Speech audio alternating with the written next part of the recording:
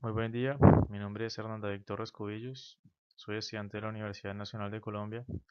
Voy a realizar una presentación sobre la estimación de un factor de crecimiento para lograr escalabilidad en redes ad hoc.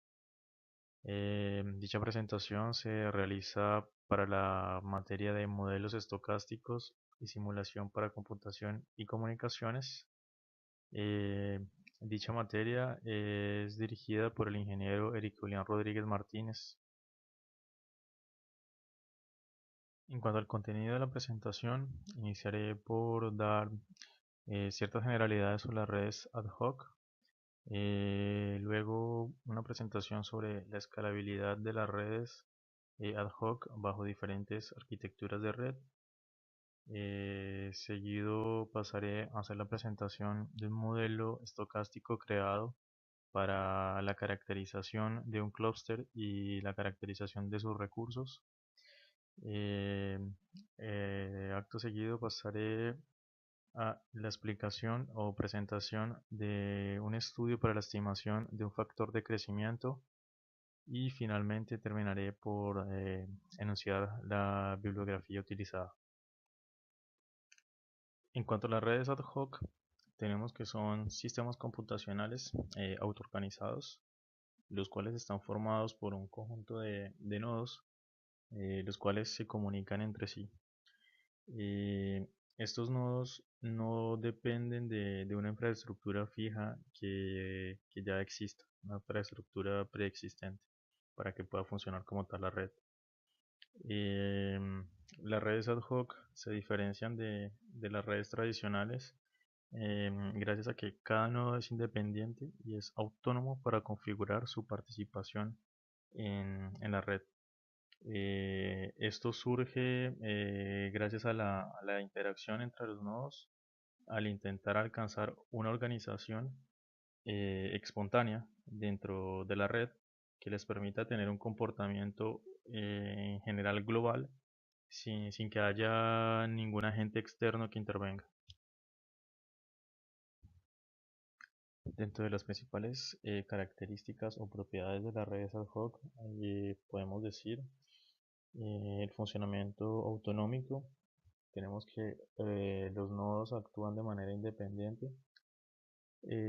Solo ellos conocen la información de sus nodos vecinos en un cierto radio de transmisión, y dentro de la red un nodo puede definir su participación, ya sea como enrutador, como punto de acceso, como generador de datos, etc. También tenemos que las redes ad hoc son topologías dinámicas, por lo cual los nodos se desplazan de una manera aleatoria, lo cual puede generar cambios inesperados en la topología de la red. También tenemos la propiedad de cooperación.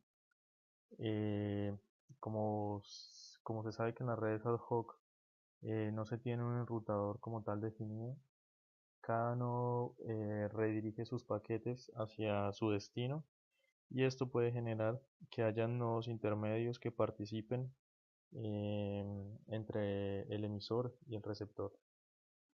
También tenemos otra propiedad súper importante como lo es la administración de la energía.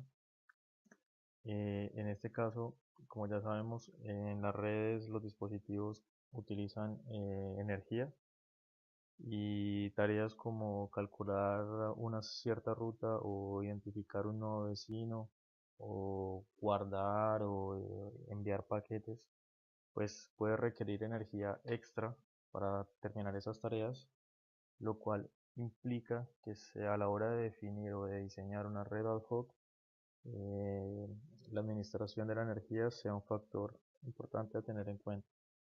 También tenemos que la red ad hoc está formada por nodos heterogéneos. ¿Esto qué quiere decir? Esto quiere decir que la red está formada por nodos que pueden tener diferentes características. Las redes ad hoc son sistemas complejos los cuales interactúan nodos entre sí bajo ciertas reglas definidas. Esto nos lleva a que la evolución a lo largo del tiempo de estas redes sea bastante difícil de predecir. Algunas de las propiedades que se esperan o que deben definir las redes ad hoc son las siguientes. Tenemos como primer ítem la disponibilidad. En este punto, la red debe poder mantenerse estable incluso cuando se ocurran cambios en la configuración de la red o cuando se presente un fallo de la red. También tenemos la optimización. En este caso, los nodos deben ser capaces de seleccionar los mejores parámetros para permitir optimizar el rendimiento en la red.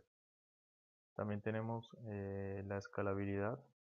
La escalabilidad es la capacidad de poder aumentar el tamaño de la red sin pérdida de la calidad en los servicios que se está ofreciendo.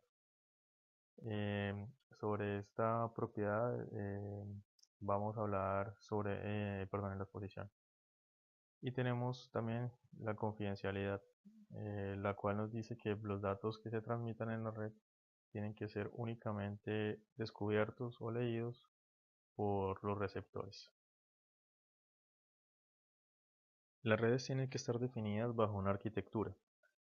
Entonces, tenemos que la arquitectura describe el diseño de la red, la configuración, es la organización funcional y los protocolos de funcionamiento de la red. Dentro de las redes ad hoc podemos definir dos tipos de arquitecturas, las arquitecturas planas y las arquitecturas jerárquicas. En cuanto a las arquitecturas planas, tenemos que en ella todos los nodos realizan enrutamiento y los envíos que se realizan en esta arquitectura se hacen de manera independiente y no se necesitan intermediarios para lograr las comunicaciones. Es decir, no se necesita o no hay un control externo. En cuanto a las arquitecturas jerárquicas, tenemos que estas arquitecturas son generadas por algoritmos de agrupamiento. Esos algoritmos crean clústeres, los cuales son grupos de nodos conectados entre sí. Esos clústeres se crean de forma dinámica y se adaptan a las necesidades de la red. Dentro de las ventajas que se tienen de las arquitecturas jerárquicas, podemos enunciar que se puede tener un uso más racional de los recursos por aumentar la capacidad del sistema sin perder la calidad de los servicios que ya se están presentando, perdón. También tenemos que un clúster puede asignar a sus nodos las diferentes tareas, como por ejemplo el cluster head. También tenemos otra ventaja y es que en las arquitecturas jerárquicas las tablas de enrutamiento se reducen, son mucho más pequeñas que las de las arquitecturas planas, lo cual nos puede significar mejor performance de la red. También tenemos otra ventaja y es que las redes son heterogéneas. Esto quiere decir que se busca un equilibrio entre las exigencias de los servicios y las restricciones de los recursos con los que contamos en la red. En la presente diapositiva podemos ver un ejemplo gráfico de lo que son las arquitecturas planas y las arquitecturas jerárquicas. En cuanto a las arquitecturas planas, tenemos que los paquetes son transmitidos de forma directa, se calcula la ruta entre la fuente y el destino y los paquetes son emitidos de forma directa. También podemos ver las arquitecturas jerárquicas, en este caso una arquitectura de dos capas, en la cual en la primera capa tenemos tres clústeres definidos, ABC y ABC, perdón, y cada clúster está compuesto por tres nodos y tenemos una capa superior, en este caso es la capa 2, en los cuales encontramos los cluster head, eh, los cuales tienen como responsabilidad transmitir todos los paquetes de sus nodos a cargo y también sirve como puerta de enlace para establecer la comunicación con otros clusters. En cuanto a la escalabilidad de las redes ad hoc, tenemos que día a día el tráfico en las redes se hace mucho más notorio hay un incremento del uso de dispositivos que se conectan entre sí, por lo cual las redes ad hoc deben ser capaces de poder aumentar sus nodos para aumentar su capacidad, asegurando la no pérdida de la calidad de los servicios que ofrecen. Sin embargo, tenemos que hay ciertos factores que pueden afectar la escalabilidad de las redes, dentro de los cuales podemos enunciar tres, que son, vendrían siendo los principales. El primero es el enrutamiento, segundo son las redes heterogéneas y tercero son algunos comportamientos egoístas que se pueden presentar. Entonces, en cuanto al enrutamiento, tenemos que es un factor que es directamente eh, que afecta directamente a la escalabilidad, puesto que la necesidad de utilizar nodos intermedios hace que las tablas de enrutamiento sean mucho más grandes y sean proporcionales al total de nodos que se tienen en la red. También tenemos el factor de redes heterogéneas. Eh, Esto quiere decir que se requiere garantizar que las tareas que se les asignan a los nodos no estén por encima de su capacidad de los recursos. Esto para evitar pérdidas de los paquetes o evitar algunos retrasos en las transmisiones. Como habíamos dicho anteriormente, los nodos pueden presentar capacidades totalmente diferentes, entonces em, se debe asignar las tareas que los nodos puedan ejecutar y que no sobrepasen lo que ellos puedan hacer. Y como último factor, dentro de los principales, tenemos los comportamientos egoístas. En cuanto a esto, buscamos perdón, en cuanto a eso tenemos que, como buscamos tener un uso racional de los recursos, pues se pueden presentar ciertos comportamientos en los cuales ciertos nodos, busquen beneficiarse o ganar tener mejor beneficio de los recursos sin participar en la red, sin hacer una cooperación en la red. Esto pues afectaría el rendimiento del conjunto en general. En la escalabilidad en arquitecturas planas, el gran problema que se tiene es el tamaño de las tablas de enrutamiento, puesto que ese tamaño es proporcional al número de nodos que se tienen en la red. Estas arquitecturas funcionan muy bien para redes pequeñas, puesto que las tablas de enrutamiento y el consumo de energía son relativamente bajos. Eh, para evaluar en las arquitecturas planas la escalabilidad, se define la capacidad de transporte como la suma de los productos entre el número de bits y la distancia en la que se transportan estos bits. Y para poder evaluar esta propiedad de escalabilidad, se definen dos tipos de redes, las redes arbitrarias y las redes aleatorias. En las redes arbitrarias, los nodos, los emisores y los receptores pueden estar ubicados en cualquier sitio de la red, mientras que para las redes aleatorias, los nodos y los tráficos se definen a través de una probabilidad que es uniforme. En la escalabilidad de arquitecturas planas se consideran dos tipos de interferencias para evaluar si una transmisión fue exitosa en un solo salto. Estos dos tipos son el modelo de protocolos y el modelo físico. En el modelo de protocolo, la interferencia se genera por la distancia entre los nodos, mientras que en el modelo físico, la interferencia se genera por la relación entre la señal y el ruido que se creó en la transmisión de esa señal. Eh, algunos estudios y pruebas se han hecho para la escalabilidad de las arquitecturas planas y la tabla que se muestra en la diapositiva presenta los resultados que se hicieron teniendo en cuenta la capacidad de transporte. Entonces tenemos que para redes arbitrarias, para el modelo de protocolos, los resultados son del orden de 1 sobre raíz de n, mientras que para el modelo físico son sobre 1 sobre n a la 1 sobre alfa, y para las redes aleatorias de modelo protocolo del orden de 1 sobre raíz de n por logaritmo de n, mientras que para el modelo físico el orden es de 1 sobre raíz de n. La escalabilidad en arquitecturas jerárquicas está relacionada con el nivel de recursos que se dispone en la capa de red y las tareas que se les asigna a los nodos a realizar. Eh, Se tiene que las capas superiores deben poder soportar el trabajo adicional o la carga que se tiene para el trabajo adicional de servir como intermediarios para hacer las comunicaciones en toda la red. Tenemos que hay dos formas de lograr escalabilidad en las arquitecturas jerárquicas, las cuales son la escalabilidad horizontal y la escalabilidad vertical.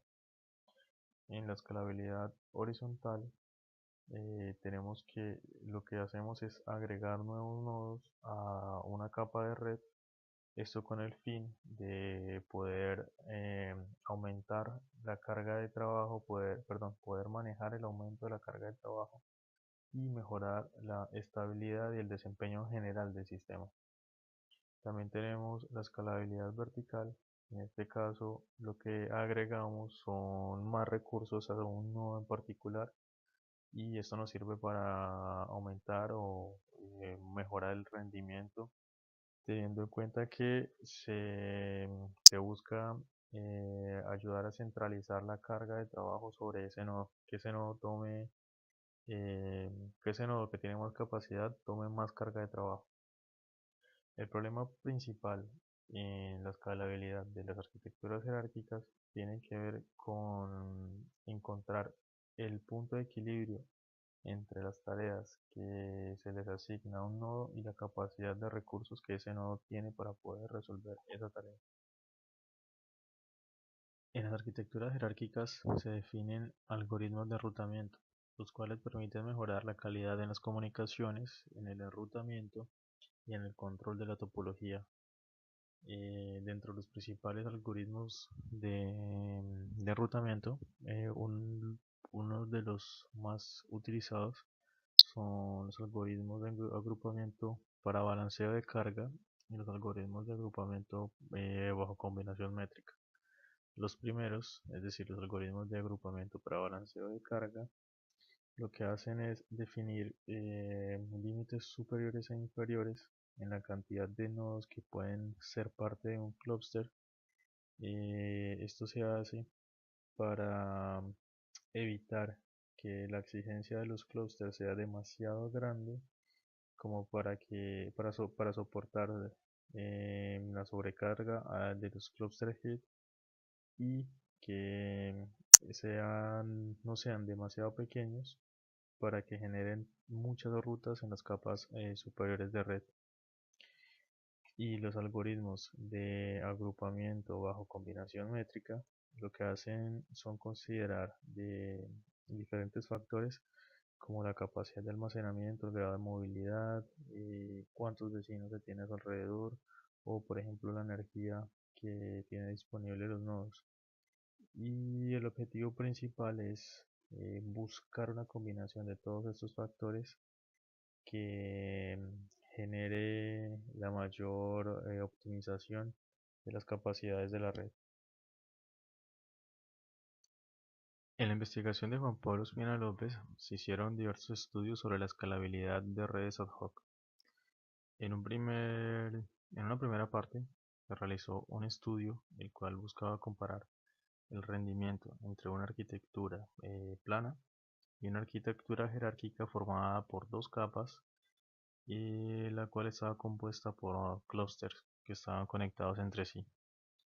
Los parámetros utilizados para esta simulación fueron los siguientes. Para ambas arquitecturas se tenía un espacio geográfico de 500 por 500 metros. Se utilizaba un total de 36 nodos, teniendo en cuenta que para la arquitectura jerárquica se tuvieron en cuenta 6 clusters formados por 6 nodos cada clúster. El modelo de propagación que se utilizó fue el NS3 Freeze. También se definió un modelo de pérdida, se definió un patrón de tráfico basado en el modelo de Poisson y eh, como movilidad se definió el Random Waypoint. Para evaluar el rendimiento de la simulación, lo que se hizo fue variar el tamaño de los paquetes enviados desde 0.2 megas hasta 2 megas. Y las medidas de desempeño que se tuvieron en cuenta fueron el rendimiento del sistema, el cual estaba comprendido por el volumen de la información que se entregaba correctamente. Otra medida fue los paquetes perdidos, es decir, el total de paquetes que se perdieron durante la transmisión. Y otra medida de desempeño fue el retraso que se tuvo en promedio. Entonces fueron el total de los posibles retrasos que se pudieron sufrir durante la transmisión de los paquetes. Eh, en las dos gráficas que tenemos adjuntas podemos observar que se tuvo un mayor rendimiento del sistema y una menor pérdida en la entrega de paquetes bajo la arquitectura jerárquica.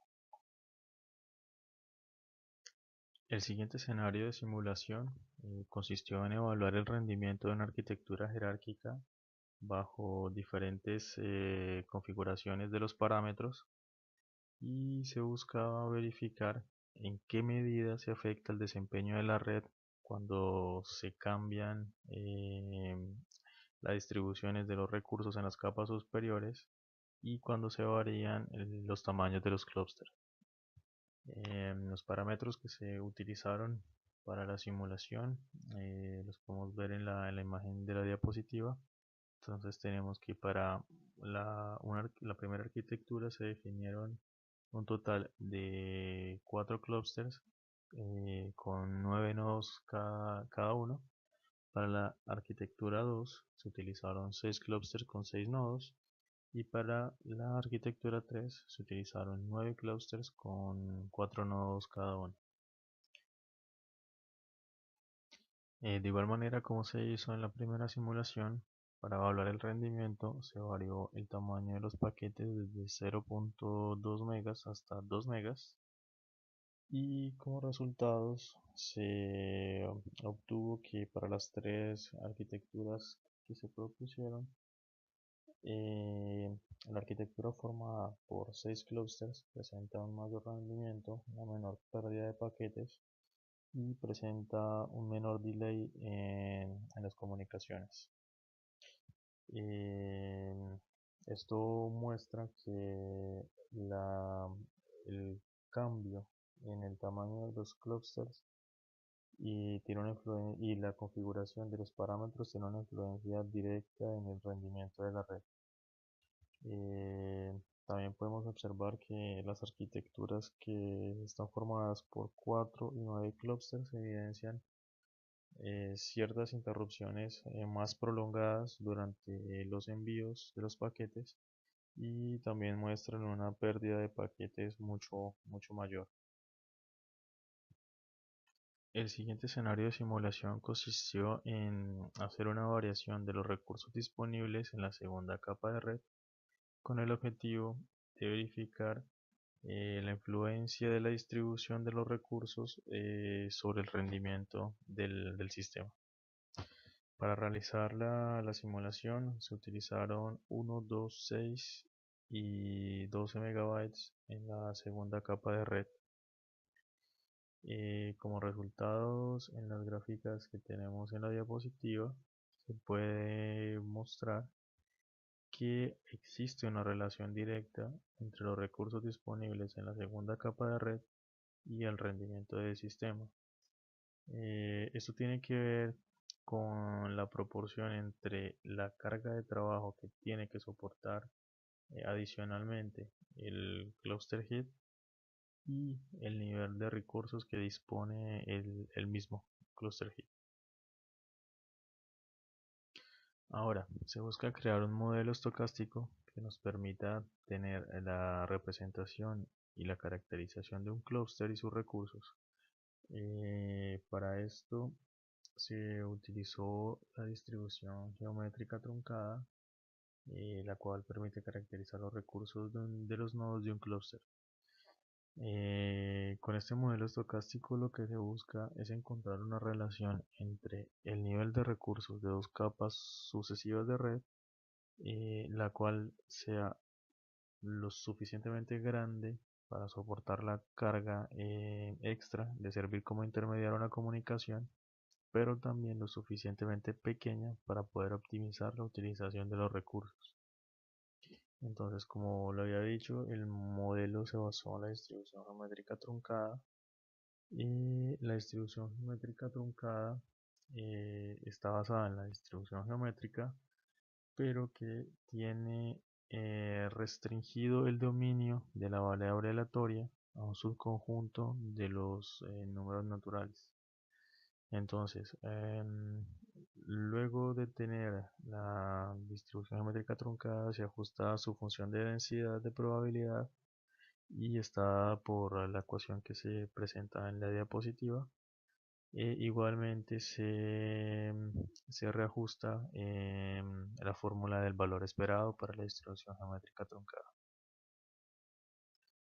En cuanto a la caracterización de un clúster y sus recursos a partir de la familia geométrica, tenemos que una red ad hoc puede estar formada por más de un clúster, por lo tanto necesitamos definir un conjunto de variables aleatorias que nos permitan modelar todos los recursos del clúster en la red.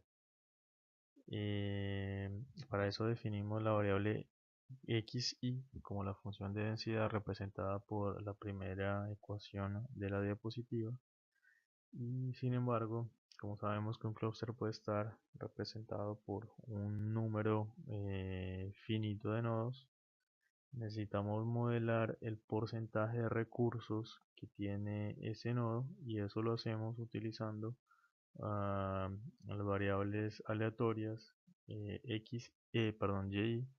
que pertenecen a la familia geométrica truncada y que están representadas por la segunda ecuación de la diapositiva. En la siguiente diapositiva podemos observar una representación gráfica de la caracterización de dos clústeres utilizando la familia geométrica. Tenemos el primer clúster que está conformado por 5 nodos, y el segundo clúster está conformado por 3 nodos, y tenemos que el nivel de heterogeneidad viene representado por el factor P. Este factor, entre más cercano a 1, muestra que la distribución de los recursos varía más en los nodos, mientras que si el factor es más cercano a 0, la distribución de los recursos en los nodos es más homogénea. Para calcular el valor esperado de recursos en un nodo, primero definimos qué representa un nodo en el clúster. Esto viene representado por la variable y minúscula. Y para hacer el cálculo ponderado de recursos computacionales de ese nodo, seguimos valga la redundancia, siguientes pasos. Primero, se define o se determina el número de parámetros que vamos a evaluar. Segundo, se representa cada uno de los recursos por un valor de una variable. En este caso tomamos la variable m, entonces sería n recursos, perdón.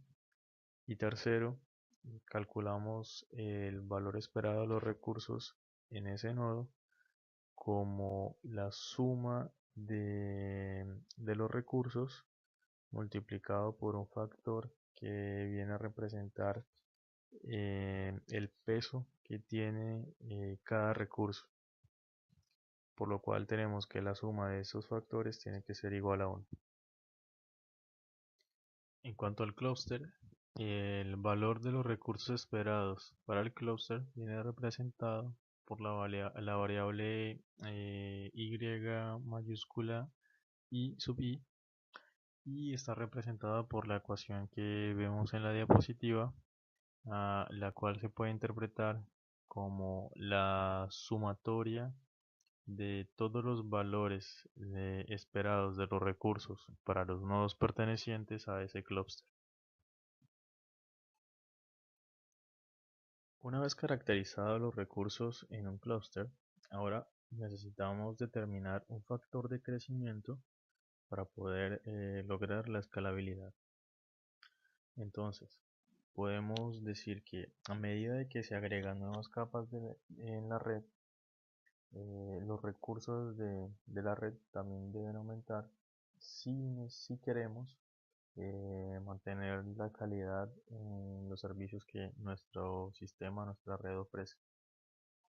Eh, entonces, si definimos como μi el total de los recursos para la capa disponibles en la capa i, entonces debemos determinar una función que esté en función de μi que nos permita determinar los recursos disponibles para la capa μi más 1. Eso está representado por la primera fórmula en la diapositiva. Y tenemos entonces que para la capa i más 1, la función g, que está en la primera fórmula de la diapositiva, nos permite calcular cuánto deben aumentar los recursos para que el nivel de calidad se mantenga en nuestra red. Y el hecho de mantener la calidad del servicio de nuestra red implica que el nivel de recursos esperado en la capa i más 1 sea un valor que relacione los recursos disponibles en la capa i con un factor de crecimiento. Esto está representado en la segunda ecuación de la diapositiva. En el factor de crecimiento lo denotamos como la letra griega phi. Entonces tenemos que μi viene representando la cantidad esperada de los recursos en la capa i, mientras que phi viene siendo el factor de crecimiento que representa la relación adecuada entre los recursos disponibles en las dos capas sucesivas, en la capa i y en la capa i más 1. En la siguiente diapositiva tenemos un ejemplo gráfico. Tenemos una red ad hoc conformada por tres clústeres. Esta red sigue una arquitectura jerárquica de dos capas, siendo la capa 1 representada por Y1 y la capa 2 representada por Y2. En este caso, lo primero que se tendría que hacer sería encontrar los recursos esperados en los clusters, lo cual vendría siendo representado por WY1, WY2 y WY3. Luego necesitaríamos encontrar el total de los recursos esperados en la primera capa, lo cual vendría siendo denotado por μ1, que es igual a la suma de los recursos esperados en los clusters. Y finalmente, para encontrar el mínimo de recursos esperados en la segunda capa, lo podríamos hacer a través de simulación. Es decir, necesitaríamos buscar eh, el factor de crecimiento. A partir de la simulación de diferentes escenarios, aplicando el método de T-Student, se tiene que el valor estimado del factor de crecimiento es del orden de 1.6, y este valor es muy similar al número áureo, o también conocido como la razón dorada, que está dado por la ecuación 1 más raíz de 2 sobre 2 y que viene siendo más o menos 1.6. Este número es conocido como una relación implícita en la naturaleza y que podemos observar, por ejemplo, en el crecimiento de las plantas, en la distribución de un árbol, el crecimiento del caparazón de un caracol, entre otros ejemplos. Entonces, esto lleva a concluir, a suponer que esta relación implícita, es decir, la razón dorada, puede funcionar como modelo o como factor de crecimiento para la distribución adecuada de los recursos de dos capas sucesivas de una red ad hoc. En cuanto a la bibliografía, quisiera resaltar la tesis de maestría realizada por el ingeniero Juan Pablo Espinas López, sobre la cual se basó gran parte de la presentación.